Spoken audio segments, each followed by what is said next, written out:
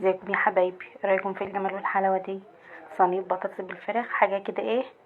سيدي يا سيدي، هنجيب معلقه زبده، دوم 4 فصوص توم، خرطتهم كده. شميت ريحه التوم، نزلت عليهم بالبصله. البصله دابت معايا كده، نزلت عليهم بالتوابل ديت، كمون وفلفل وبهارات لحمه وملح وفلفل. قلبت البهارات مع البصلة كويس، نزلت عليهم بالبطاطس.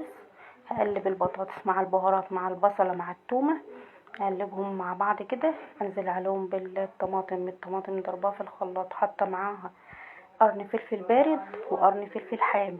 اللي حابب الحامي يضيف، انا ضايفه عليها حامي. كده نزلت عليهم بالفراخ اهي.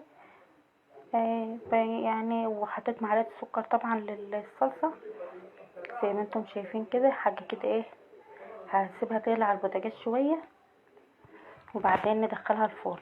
كده البطاطس، بشوف البطاطس استوت ولا لا. البطاطس دابت اهي، استوت خالص. بالمعلقه كده وبرشقها في الفراخ كده، عشان ايه، احط صلصه على وش الفراخ كده، تاخد بردك وهي داخله الفرن، تاخد تشويحه حلوه كده ولون جميل. حاجه كده ايه، سيدي يا سيدي. سلام.